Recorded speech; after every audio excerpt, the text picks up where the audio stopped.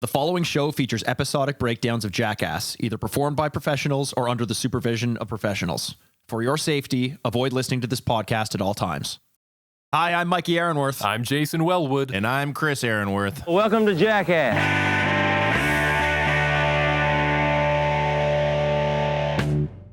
Welcome to Jackast. It's the podcast where we're on a path of destruction through every single episode of Jackass. We're just three lifelong fans of the show, reliving the belly laughs, bad ideas, and broken bones. Actually, not three lifelong fans today. Two. Once again, we are two lifelong fans. Look at us. We're just what a merry band of pranksters. We can't get the whole gang together, no matter what it's. We would be the worst Jackass crew. We'd have people bailing out left, right, and center.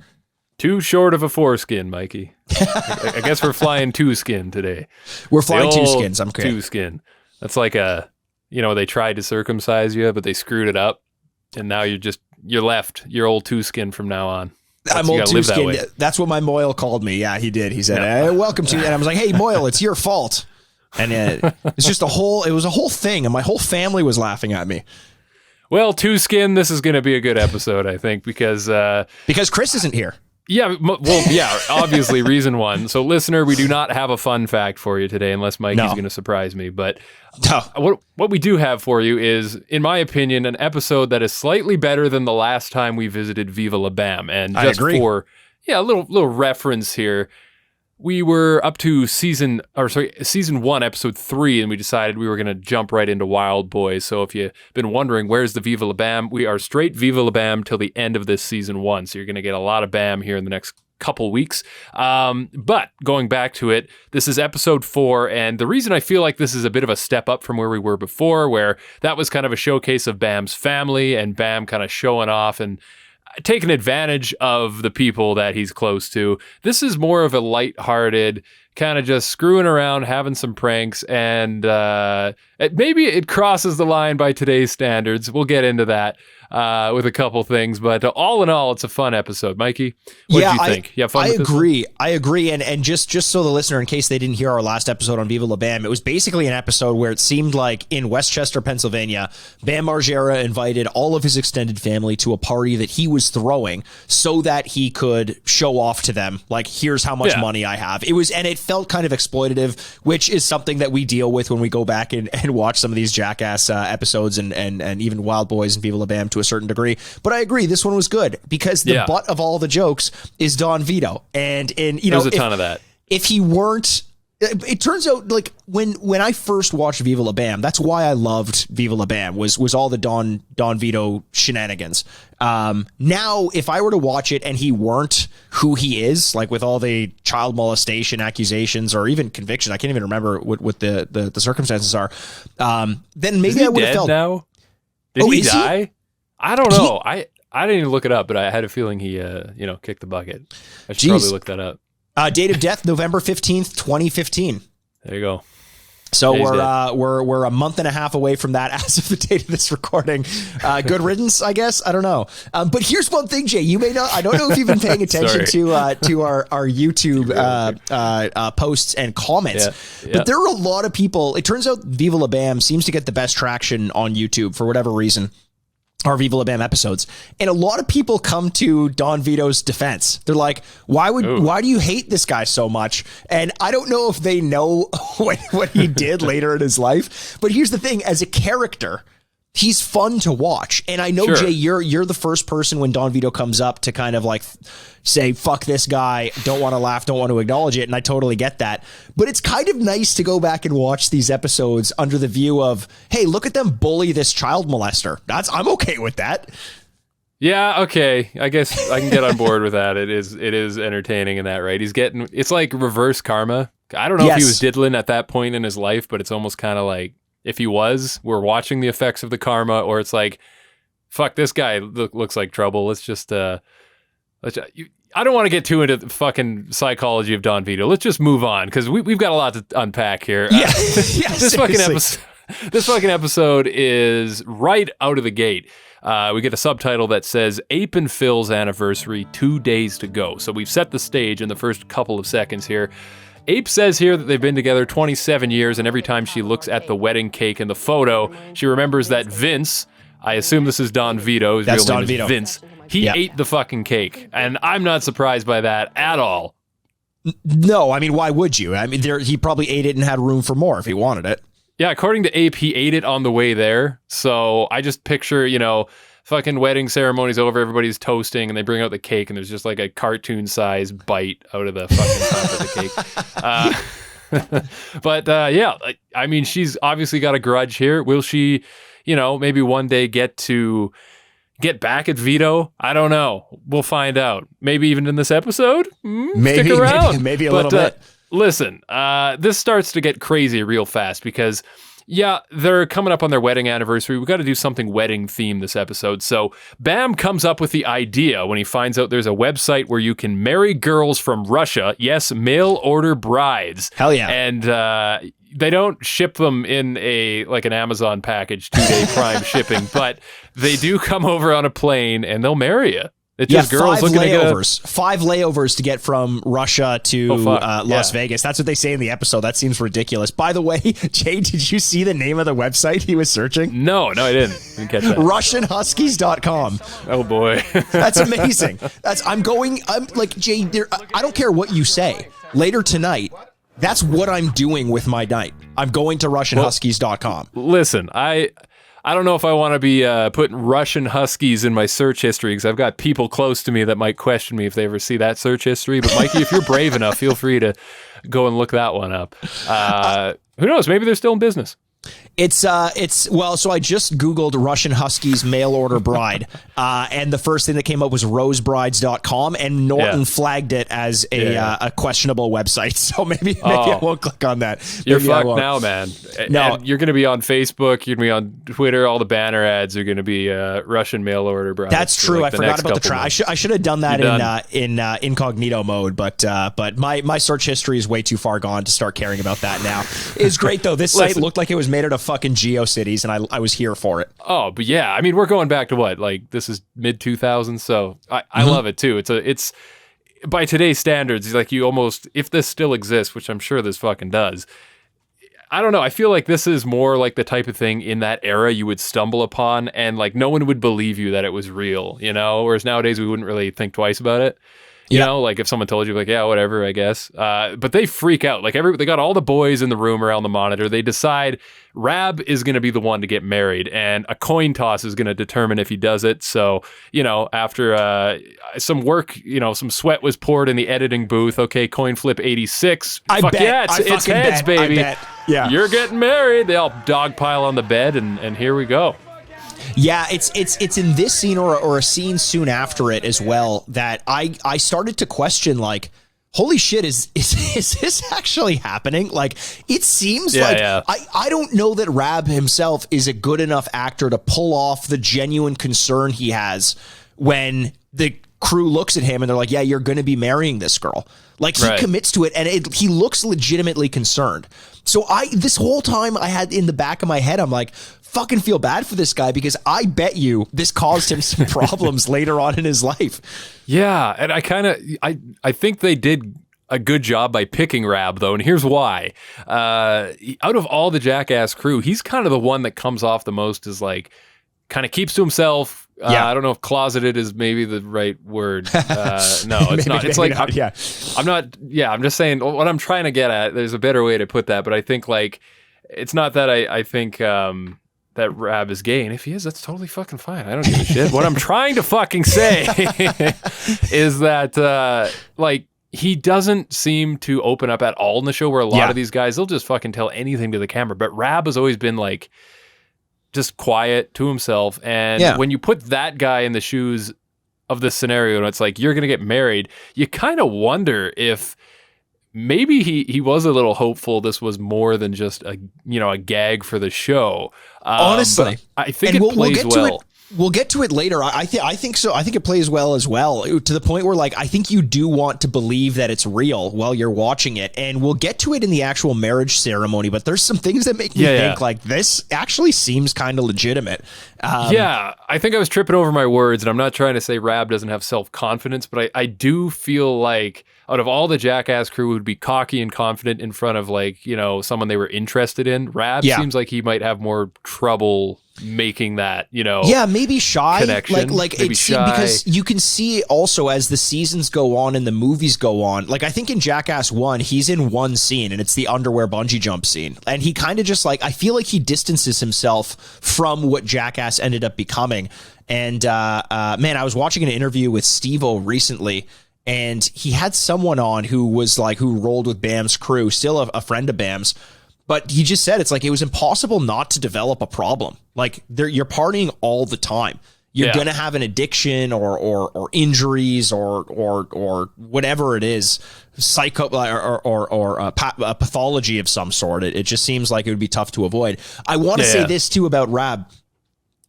I never would have guessed he's 23 years old at this point. Really? In time. 23 years old.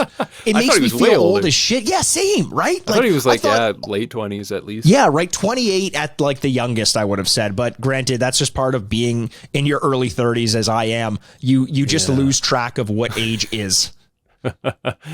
So here we get some of those totally unnecessary freeze frame subtitles on the screen. All we're doing is going into Phil and Ape's bedroom. Why the theatrics? It literally says Phil and Ape's bedroom.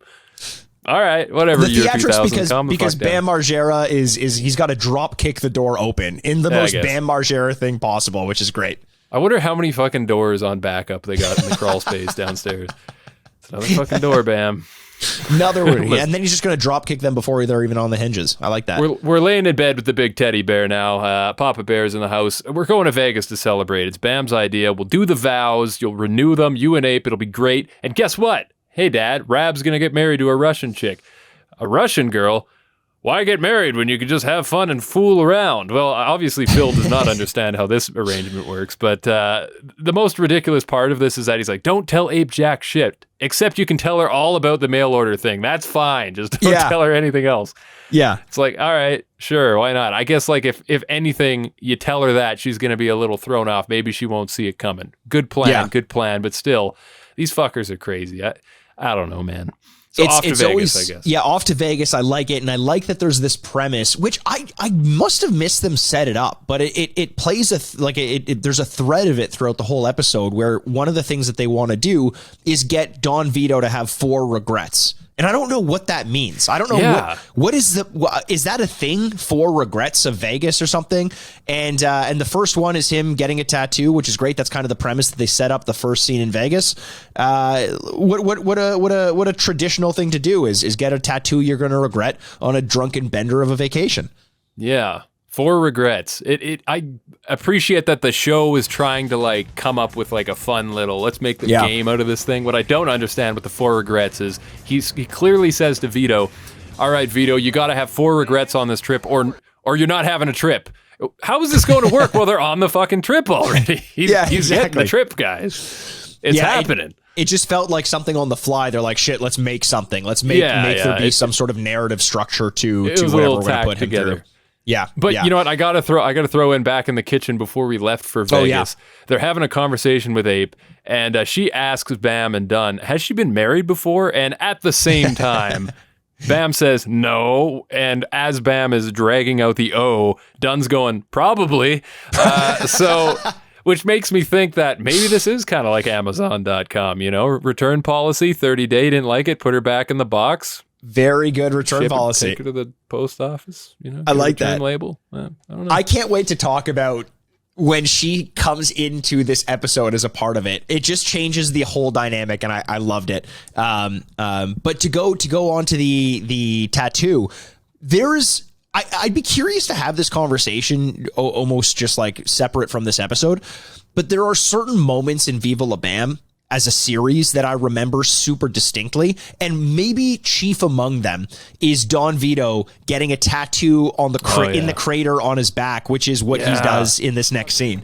The dent, they call it, and this gets a subtitle, The Dent, and this is kind of weird. What is that? Like, how do you get a dent like that? Like, I mean, they're talking to Vito. He's in the chair, and they got a close up on his face. He does say that he has a lazy eye because of a baseball injury, but that dent, that is something else.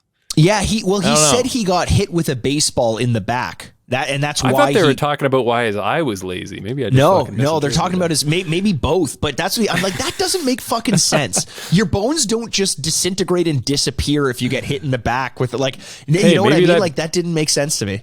Maybe that baseball is still inside somewhere. Well, not anymore. I mean, he's probably still decomposing as we speak. But I mean, hey, maybe he'd go dig up the grave. You might find a baseball there. And maybe it's signed by someone. You never know. A nice little memento. Ken Griffey. Daryl Strawberry.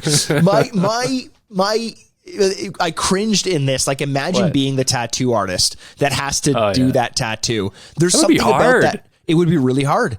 I just wouldn't like. What are you? Is it viscous? Is it hard? Is it soft? Is it like what is the texture of this crater in Don Vito's back? It just weirded me out. But it's that typical. No. I think it's what's the band Him or something. The heartogram. Yeah, he gets the heartogram, which I've deemed here in my notes the dentogram. The dentogram. Listen, I take it back. That thing's definitely a portal to another dimension. You like stick your fist in there. Oh, it absolutely is.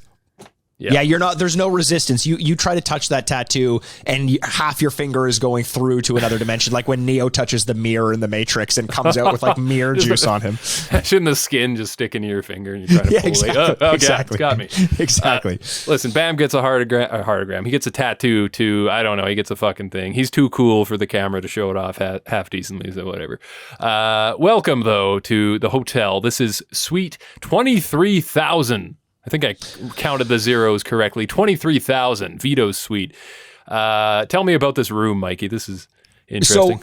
So we start off by seeing Bam and Ape's room, which is 40 by 30 feet, 2 floors, insanely nice. Just a ridiculous room. The kind of room where it's like, if you need to ask how much that room costs, you can't afford it, that sort of thing.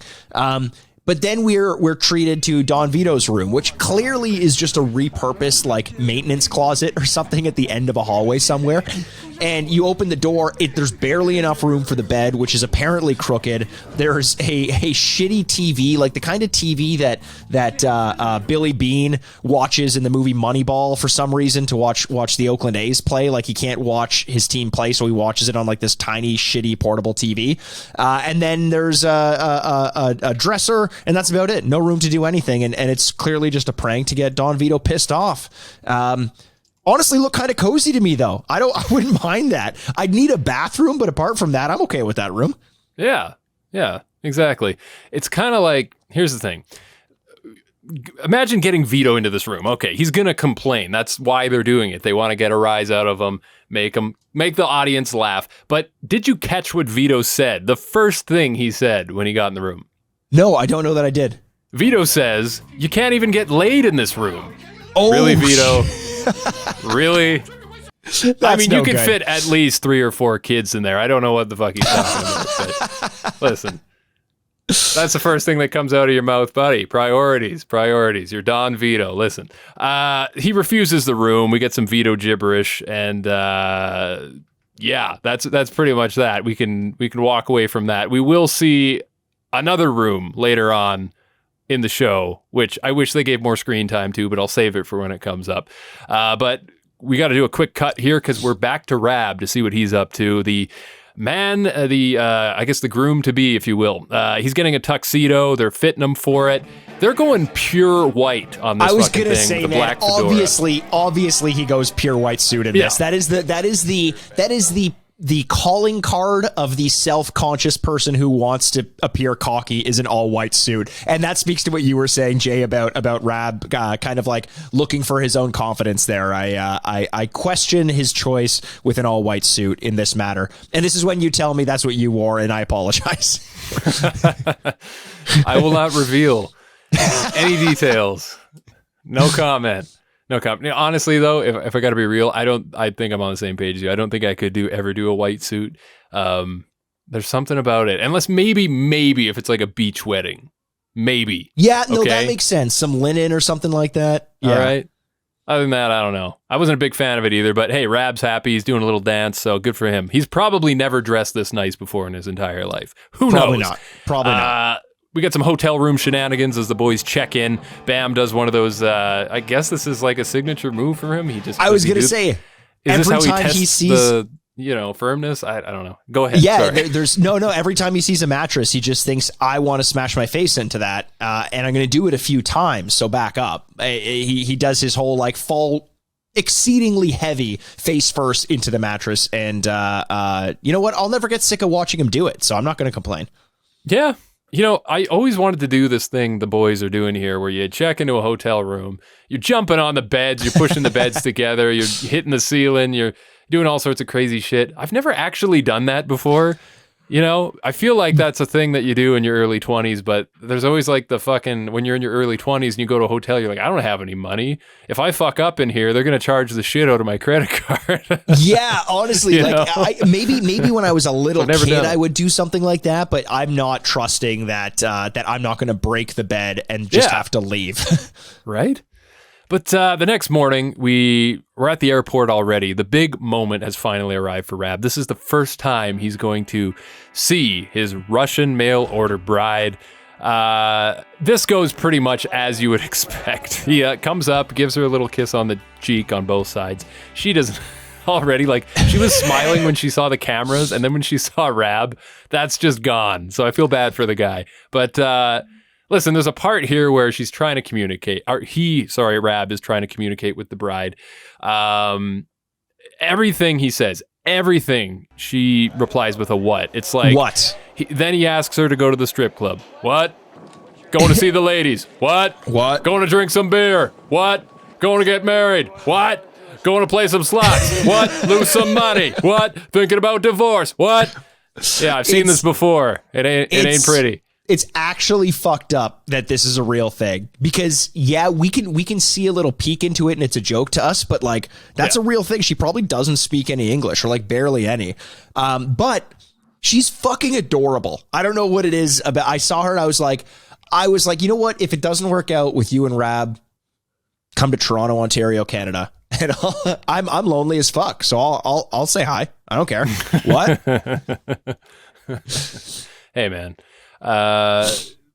It was interesting to see the two paired. I almost watching this kind of hope for a little more out of her, but that's an uncomfortable situation if she's not just a paid actress, but True. Yeah. You know what? I didn't even think about that. You might be right. Let's assume that she isn't, but she could very well be. It almost seemed though that she was really weirded out by the camera, and that's why we didn't get much of a reaction in that first one. But it seems like she did kind of warm up to him, or maybe warm up to the idea of committing to being nice for just long enough to get that marriage certificate and then fucking off for a while. I don't know. What are you talking about, Mike? This was genuine true love right here. It's true love. I'm sorry. I shouldn't be so cynical. Come on. Jesus Christ. Listen. So, okay. Vito versus another guy in a wheelchair race somehow happens. He's on one of those, what do you call those? Motorized scooters. Motorized scooter. The guy's in a wheelchair, motorized wheelchair. Vito loses. He immediately blames the cheap ass scooter. Come on. If that's not clear cut. That's the first thing a loser always says. Sore loser, blames the scooter. It's not his fault. Every time I lose, I blame the scooter. It doesn't matter if I'm playing basketball. It doesn't matter if it's a game of euchre. I'm always blaming the scooter. That's my go-to. It's funny, I don't know. Yeah. They gave him a scooter as a joke. That's the premise of the sketch. Oh, isn't it funny that he has a scooter? I don't think they realized how common scooters were going to become. You just see that's second nature now. It would be weird if he didn't have a scooter with his size in Las Vegas, because 90% of the people who look like him do when they're there.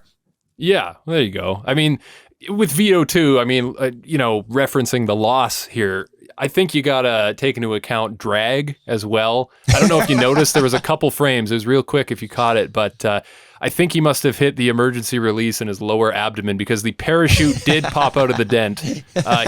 He did shove it back in before he hit the finish line, but I think that was a mistake on his part. Otherwise, I think his chances would have been pretty close. The parachute had that heartogram on it too. It was really good, really well. The production values on that parachute, it was pretty top notch. Hey, did somebody lose a baseball? Listen, we're in the casino now, and they're getting a game of blackjack set up. But when I say set up, I literally mean this is a setup. They've rigged it so that every time Vito makes a call, whether he's going to hold or he's gonna ask for the dealer to hit him, they're just going to give him another card. It doesn't matter what he says. Vito gets mad here. Real mad. Bam says, "You're losing fair and square." Even when he hit on a 20. Yeah. Which is great. The dealer's all in on it, though, which is great. Everybody's laughing at him. Hey, pun intended, Jay. Pun intended. The dealer's all in. Well done. I mean, this is why we do things like this. Wait, what just happened? Well, you said the dealer's all in. I know. And that's a card reference. I'm just playing it off like I didn't I just mean down. in case you didn't know. I'm very humble. I don't want people to know that. These things. I find it amazing that this was allowed to happen in a casino. It feels like the kind of thing that a pit boss would just be like, I don't care how much money you have, you're not putting together a fake blackjack game in my casino. It's just not going to happen. And it's weird because I would assume the pit boss would have had to have been in on it, or like the casino themselves. Yeah. But something happens and Vito gets pissed off and he actually gets kicked out, like manhandled and shown the door of this casino, even though it was a prank. So like either the casino's in on it and Vito got so pissed off that they couldn't calm him down in spite of the fact that it was a prank, or the casino didn't know about it and they just told the dealer like, hey, do this shit. And then the dealer probably lost their job after this. Yeah, I kind of wonder too, to your point about like which pit boss or which casino would allow that. I think if this had been a table where he was just joining strangers, there's no way it would have happened. Not a chance. Because it was all crew of the Viva La Bam show. Yeah. You know, they probably had to pay. But you're right. He does get kicked out. Security, you know, when he's getting mad at security and fighting back a little bit, they almost kind of have him in like a half ready to go headlock position. Yeah. Like he's got his arm around Vito's neck and he's ready to just tighten that up at any moment. So I kind of wonder if that part... It's tough to get leverage against someone attacking you when you're in a scooter. So all advantages go to the pit boss in that situation.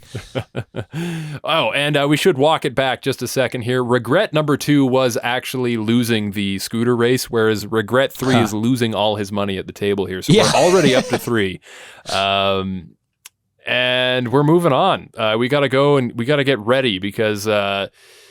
you know, it's almost the evening, you know, everybody wants to just kind of chill out as you do before a wedding, you know, you gotta kind of shake the nerves off a bit. Let's split up the bride and Raab, let them go do their thing, and Bam will go skating for a while. So Bam's doing some skating with Kenny Anderson and Jeremy Ray. They've got a bowl that they're just skating in. It's pretty cool to have like little skateboarding in the episode. I welcome this. It's a nice, I'm always okay refreshing. With that. Yeah. I like those palate cleansers. Just show me something cool. Again, go back to the roots of the skating. Like we can say it all the time. They do it on Jackass sometimes.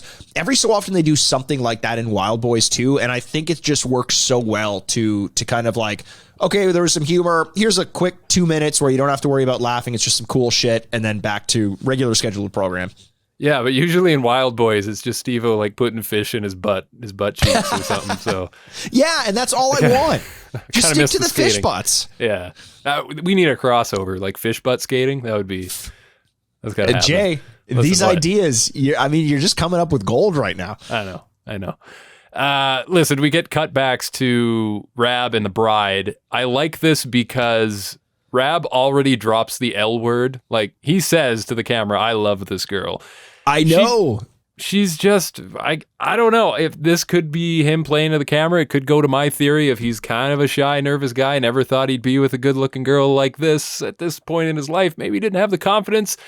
Maybe it's all bullshit. I don't know, but he does say it. He does drop it. It feels like he is kind of like, you know what? Maybe this is real love. Maybe this is how it happens for me. Like honestly, like when you say it that way, that he agrees to it because he thinks this is his best shot, man, at this point, their entire lives, this entire crew's lives are based on some outward fake public persona. So maybe he's just thinking like, yeah, if that's my persona, the guy who married a mail order bride, like could be worse. She's cute and I wasn't going to get anyone else any other way. Maybe he just wanted to bang. You know what? Listen, some guys just think with their dicks. Yeah. Some guys think with their raggedy little two-skin dicks. And that's all they got going for them. Unless you're Don Vito, then like half of the brain power goes to the dent, which kind of has like a mind of its own. That thing's an entity, man. Listen, Don Vito and Phil. Which dent would you rather spend the night with? Don Vito's or Harvey? Well, no, I can't pick Vito. I just can't. So you're saying you'd rather hang out with Two-Face? Mr. Harvey Dent himself? Yeah, but I mean, here's the thing with Two-Face. Listen, if I had to hang out with him, like at some point I'm going to have to bring up the face. Like I'm going to have to ask about, what happened. And I'm sure that's been covered in the comic books already, but I just feel like it's an awkward conversation. I'm only going to be able to look him in one eye when we talk until that's, smoothed over. I don't know. That's not much better. I'm not saying it's much better. What if you asked him what happened to his face and he said he got hit in the face with a baseball as a kid, and you're like, that's just like Don Vito. What the fuck? Where are all these baseballs coming from? Hey, check out this dent. They don't call me Harvey Dent for nothing. Want to know how I got this dent? Yeah, Don Vito is Harvey Dent. Speaking of Don Vito and whatnot, he's with Phil. They're getting makeovers today. And listen, I don't know if this was shot before Jackass, the movie. I know where you're going with this. After Jackass, the movie, but yeah, okay. First out, they bust out the blue hair dye. They're going to put that in Vito's hair. Ooh, how fun. That looked like some temporary shit to me. That looks like the stuff you take a shower and washes out. I'm just saying. I could be wrong. And he knew it was happening before it even happened. Like he says to the person putting the hair dye in, he's like, what is this, a colored hair dye? And they still did it. And it's like, he's like, all right, you're not putting blue hair dye in my hair right now, are you? Yeah. And she does. He doesn't fight back at all. But here's the thing. Bam does mention that they want to do a soul patch, and he pulls down his trousers, and he says, look right above my belt line, Raab. Look at it. I don't know why he turned into a fucking cowboy, but you're going to have to explain that to me because I don't know either. I don't know either. And you didn't know all cowboys went, hey man, they ride bareback, if you know what I mean. Listen. Bareback Mountain. Bareback Mountain. He shaved his pubes. Can I just fucking say it already? He shaved his pubes, and they're going to put the pubes on Don Vito's chin, But yeah, I don't know when this was shot, before or after Jackass, because it was the pube beard. Definitely before. This is 2003. Okay. Yeah. There you go. Little prequel. Because you're referring to Aaron McGahey in Jackass 2, right? When he gets the full pube beard. Is that 2 or 1? That's Jackass 2. Yep. Holy fuck! I thought that was Jackass 1. Okay, never mind. So they dye his hair blue. He gets the whole makeover. Then they put the soul patch on. The first thing you see is Don Vito licking the soul patch. First of all, why? Like, even pubes or not, why are you licking it? Well, I don't know, dude. Jay, have you ever grown a beard or a mustache or anything like that? I hardly can. I'm almost incapable of that. I can grow a very first do it, sketchy looking. When you first commit to it, it is impossible not to like play with it with your tongue, or like you just do it. You just do. It's unavoidable. Yeah. And so if you go from 0 to 100, 100 being full soul patch. Here's my measurement system, and I use this measurement system in all walks of life. 0, baby face. 1, little bit of hair. 2, little bit more hair. 100, full soul patch. And there are a lot of steps in between, and I don't need to go through each one of them. But he goes from 0 to 100 real fast, and then he tongues that thing, which means he's basically licked Bam's pubes. And it's poetic. It's poetic. Yeah. Yeah, it is poetic. I mean, I'm not saying I felt bad for him. I'm just saying, what? This guy's like, I don't know. He's a weirdo. Listen, we cut back, and I do like seeing Phil happy here, because he looks good. He's got the Elvis makeover, the Elvis Presley. Of course he fucking would, but he's coming out. He's doing the kicks. Phil looks great. He's living his best fucking life, man. Phil, he looks like a handsome devil. He looks like Elvis. I bet you Ape legit fell back in love with him all over again after seeing him like that. Oh yeah, she probably had to go to the bathroom and change panties. Her basement flooded, baby. That was a little direct. Like, I didn't even like butter that up or sugarcoat it. I just basically said April had a wet vagina in the middle of the wedding ceremony. What you just said by calling her vagina wet was somehow less subtle than, or more subtle than what you had said earlier. She just had to go to the bathroom and change her panties. Yeah, kaploosh, if you know what I mean. What? Listen, what? I love it because they leave the whatever the clinic, whatever this place is, and they're walking out, and Don Is it Vito. a clinic? They went to a clinic. They went to a clinic. They went to a clinic. Full on clinic. And the best thing is Don Vito is flames on his shirt away from being the singer of Smash Mouth. Like he is the singer of Smash Mouth. Yeah. And I was going to say Guy Fieri, but yeah, yours is good. Close to that yours. Too. Yeah. It's like a Guy Fieri if you change the gamma setting on your monitor, you know? It's just not quite right. Yeah. But so we're back at the wedding. Raab asks Don Vito for some wedding advice. Don Vito, okay. So, well, first you're going to need to get yourself a real heavy burlap sack. That's what I imagine he told him. There is another talk that occurs here, Mikey.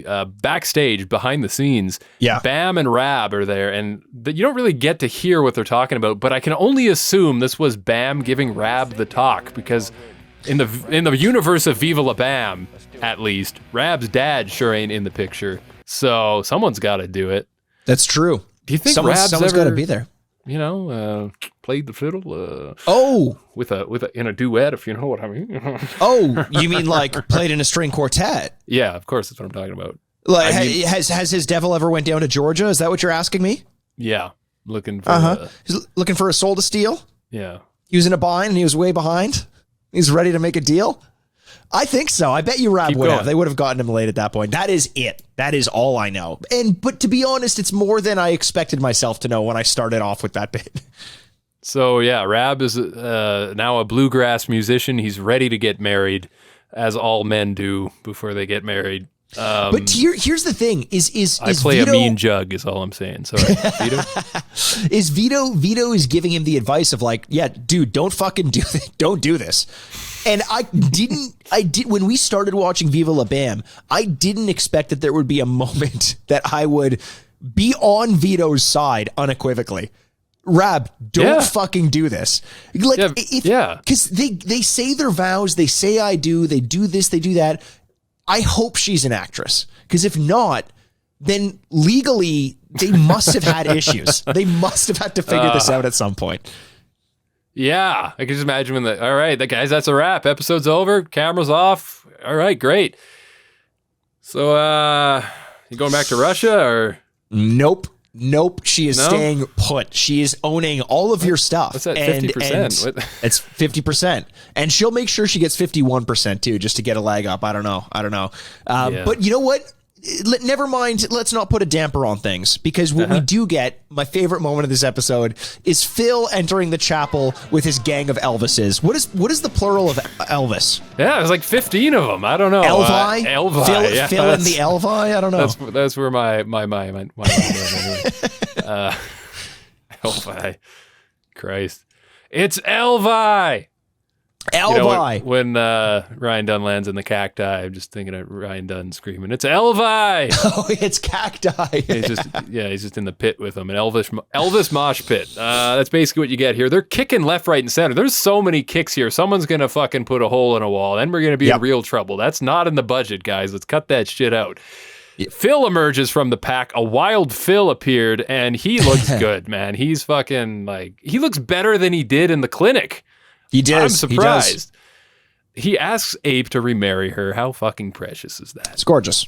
It's gorgeous. And we're going to have a double ring ceremony right here. You thought you paid too much for admission to this episode of Viva La Bam? No, 2 for 1, baby. That's how we do it. And you're going to get split screen for the rest of this episode. So if you were watching this back in the mid-2000s and you had a CRT, your screen was already small enough, they're going to go and split it on you. Yeah. What's that all about? Come on, we don't have the real estate for this. There's nothing. Picture-in-picture did not work back then. Come on, give us a break. Not even a thing. We're watching TV on like the type of TV that Don Vito had in his hotel room.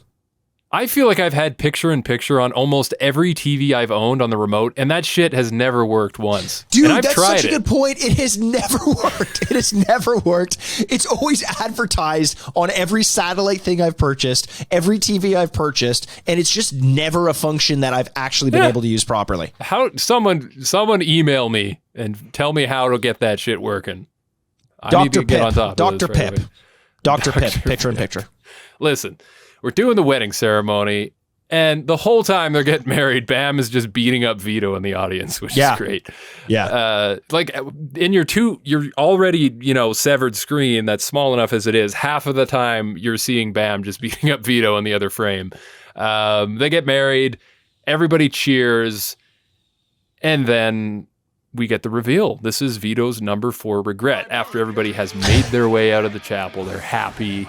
Great time. And I don't know if you caught this, but Raab is scootering out with someone on the scooter that Vito was riding. I don't know if it's Vito or someone else. I can't remember. But the bride is nowhere to be seen. So he just fucking just peaced out without her. She's gone. Anyway, but yeah, regret number 4 gets revealed. They tell Vito that it's a pube beard. And he doesn't really get that upset about it. I mean, he's just been like, so much is thrown at Don Vito. Like, you can't get too upset about anything. Yeah, I guess.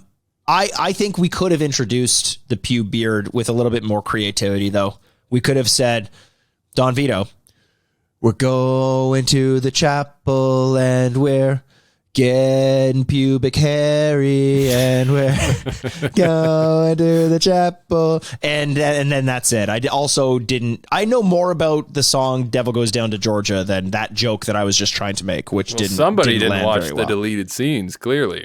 Yeah, they had to cut that for time. Listen, guys, Don Vito, he's kind of a dick if you haven't noticed. Let's bring you back to the start of this episode. Rewind. We mentioned that Don Vito. Thank you. Look, we're getting our production values as high as the Don Vito heartogram parachute in this episode. Exactly. And I mean, we got to bring this up one more time because this is kind of the cherry on top of the episode. And I'm glad that this is in here because when Ape gets what she wants, you can't help but just feel good. That is a feel good ending, baby. Don Vito ate that motherfucking cake at their wedding. Someone says 30 years ago. I don't remember if it's her or Bam. And I'm like, wait a minute. Didn't she say 27 at the start of the episode? I don't know what the fuck's going on here. But she's telling the story. Vito ate the cake. Fuck that guy. They got a nice cake at the party here. Everybody's celebrating. She gets real nasty here. You can tell what she's getting at as she's giving her monologue to the camera about 30 years ago, and her face is starting to turn. Her eyes are starting to change color. There's like a fucking full moon in the window with there's drapes that are just partially open and and you can see it. You can see a full moon start to appear. And I'm pretty sure it was raining inside the hotel suite at that point. In the hotel suite, a cow is blown by at a gust of wind, and then another cow, and then Bill Paxton says that's the same cow. I saw Twister. Don't even. We had it on VHS. All right. Yeah, you watched it in picture while something else was going on. Well, the weather report was going on the other screen. She takes that motherfucking cake and just fucks it right into his face, and he's just covered in cream, and that made me happy. He says, cake in my ear. That's his response to getting cake. Cake in my ear. Listen, in 3 words, you can't explain your situation better than he did. In 3 words? Well, listen. Yeah, explain your way out of that one, motherfucker. I failed math. And now you know why. I love here. There's a moment after Ape creams Don Vito. Ooh. And no. And she goes to the camera and she walks and she basically says I'm checking out of here before they send us the bill or something. And the way she says it to the camera is exactly how Bam Margera talks to the camera. You know, when he gets up close and he's like, oh, side mouth. Yeah. The side mouth. She does the side mouth to the camera. And I was like, man, apple doesn't fall far from the tree. The apple doesn't fall far from the tree. Listen, Mikey, if Vito is getting creamed, you know where it's going. You know what the people want to see. What's that? If Vito gets creamed, you know where the money shot needs to go. On his face? I'd say that's a number 2, especially if it gets in his eye. But the man's got listen. It's the dent, Mikey. It's the dent. Oh, the dent. It's the dent. The dent. It's got to go on the dent. Come on, give us a break. Did we really have to unpack that? I think 90% of the listeners got that before you did. Listen, I'm still worried about my math joke I made. I'm still unpacking that. You're moving too fast for me. All right, sorry. Happy wedding, everybody. Fuck off. The episode is over. Boo-cakey, baby. What an episode. That was fun. Boo-cakey. Jay, what? Well done. I like that. I like that. All right. I feel like I should just stop talking now while we're on a high point. But I do have to mention in the credits, we get a gag that I appreciated.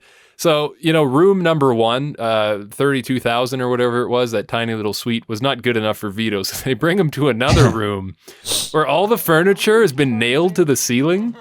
Yeah. This was actually pretty good. I wish they spent more time in there. That's the thing is like, sometimes you get those things in Jackass where it goes into like the post credits and it's clear it's something that they would have had to spend a decent amount of their budget and time on. And it's just not good enough to put it in the legit, like the full episode. And this is one of those things where someone spent all day doing that to that room and it got 15 seconds maybe at the post credit sequence. Yeah. It's too bad. Yeah. I don't know, man. But that's it. That's the episode. Season 1, episode 4. Better than, last episode, like we said. I feel like things improved a little bit. I actually didn't cringe too much watching this one. I agree. I think it was good. I think we're on a good track. The farther along we get, we talked about the confidence of Raab himself. I think this show is made on the confidence of the people in it. And I think as you start to see Bam get even more confident than he already is, especially when Ryan Dunn starts to get into his character, I call it character, but his personality, I think that's when the show really takes off. And there were elements of that in this one that showed promise. So I'm excited to see where it goes. Yeah. Ryan Dunn's facial hair in this episode, where on your scale does that fit in? Ooh, he's starting to grow the beard, but it's not quite there yet. It's a very bottom heavy scale. That's about a 5. And then you still got 95 more steps before Soul Patch at 100. Right. We got a way to go. I feel like this is like when you play any RPG and you get the character creator and you go through all the mustaches and the soul patch is at the end. That's number 100. It's always at the end. They bury it. They hope nobody finds it. No one's supposed to wear it. We had to put it in. It was in the design document, but we really did not want this in here. There's just one designer who's trying to sneak it in there without anyone knowing so that he can make his created character with a soul patch. They're like, I wonder who did this, Randy. The only guy in the company yearbook with the soul patch and number 69 is yours. Your facial hair. This is supposed to be like a 60+ hour RPG experience, but you pick the soul patch, your game's only going to last about 15-20 minutes. 'Cause it's not compatible. All right, listen. Man, enough about soul patches. Hey, send us a picture of your soul patch to at Jackass Pod, dye it blue if you want, at Jackass Pod, or make it out of pubes. I don't care. At Jackass Pod on Twitter and Instagram. I love you all. Thank you for supporting us and watching our video episodes on YouTube, which this one will not be because we're down Chris at the moment. And I might actually. So if you're listening to this, you've seen it on YouTube. I might, just because you know what? It's weird. I was thinking about it. It's going to be weird because it's just going to be me. But we've been getting requests for more Viva La Bam episodes, so I want to do that as quickly as we can. Okay. I mean, listen. You don't have to follow my instruction, but if you feel like you want to put a picture of Chris in and draw a soul patch on it, I mean, I'm okay with that. You don't have to do it, though. Obviously. I'm giving us all soul patches. Oh, shit. I shouldn't have said anything. Oh, hey, I want to say, just before we kick off, guys, this is our last episode of the year. Thank you to everyone who is listening. A happy and healthy 2021. Big things to come in 2022. Obviously, we were supposed to get Jackass forever in 2021, and we didn't get that. But hopefully we get that in 2022. And we can't wait to see you guys there. Thanks for all the love and support. And if you haven't already, give us a rating and review. It really, really helps us out. Please do. And Happy New Year to y'all. Tomorrow, get sloshed, have fun. Don't put your genitals in or on anything that your mom and dad wouldn't recommend. And if Don Vito might touch it, then maybe just consider not getting sexual with anything that... Are you running out of breath? Do you need to take a breath? He's dead. Bye, I'm Jason Wellwood. Shit. Bye, I'm Mikey Aaronworth.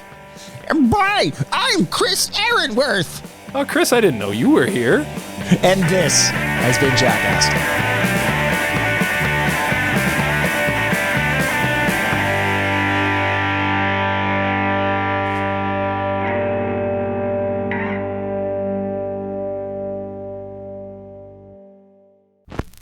Furnished by Sad Styles Productions. Get into it. This was a Press X for Sound audio production.